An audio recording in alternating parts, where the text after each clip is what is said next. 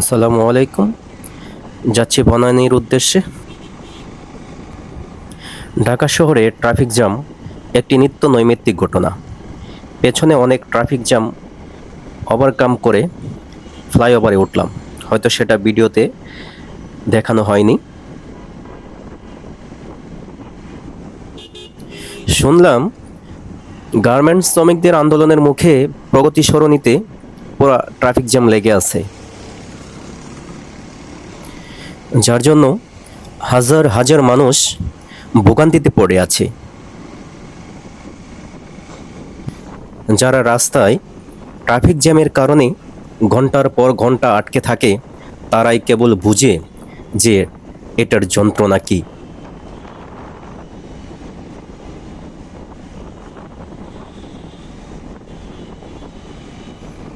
এখন আছি শেওড়া বাস স্ট্যান্ডের কাছে।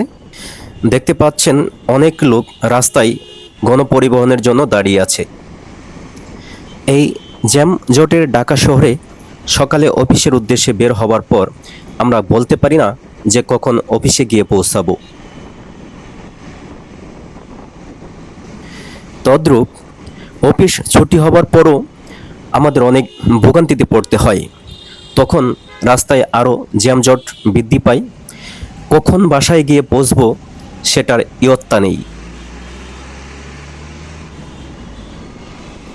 এখন আছি হোটেল র্যাডিসনের সামনে।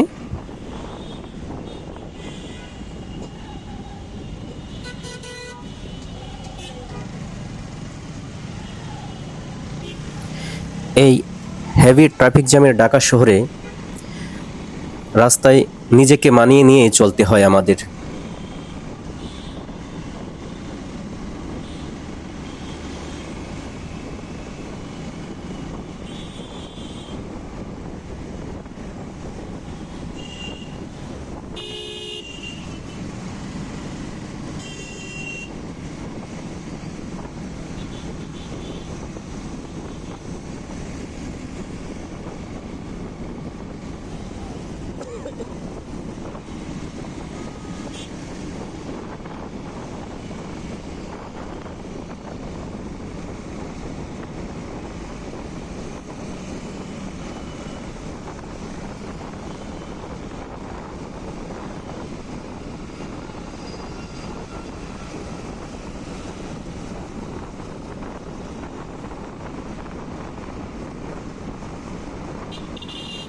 এখন বনানী ফ্লাইওভার অ্যাপ্লাই করতেছি।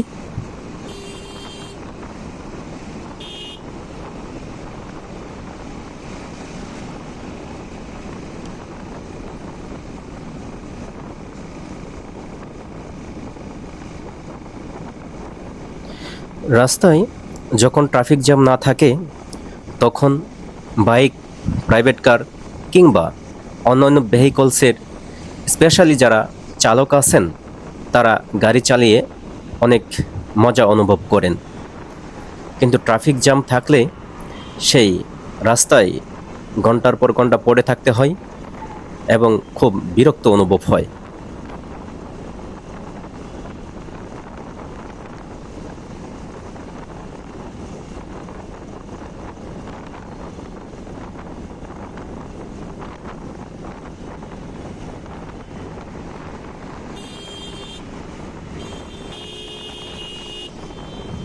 বনানী ফ্লাইওভার নেমে এখন আছি আর্মি স্টেডিয়ামের সামনে।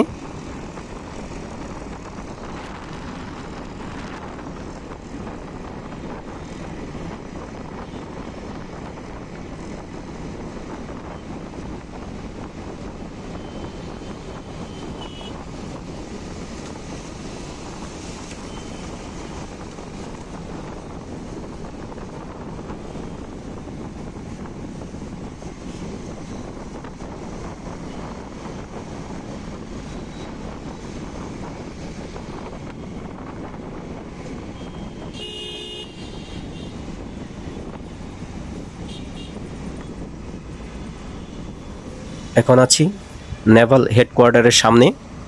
এখানের সিগনালে প্রত্যেক সময়ই আটকে থাকতে হয় কিছুক্ষণ। আজকে ভাগ্য ভালো, এখানে কোনো সিগন্যাল পড়ে নাই।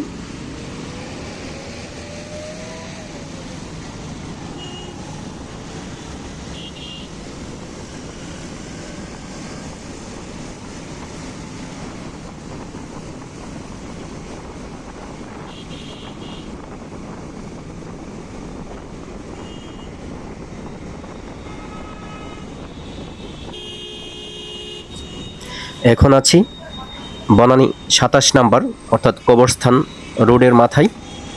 এই রুটটাতে মেন রুট থেকে ঢোকা এখন সব গাড়ি নিষেধ, যার জন্য সবাইকে 23 নাম্বার রুট অ্যাপ্লাই করে গুলশান কিংবা বনানীতে ঢুকতে হয়।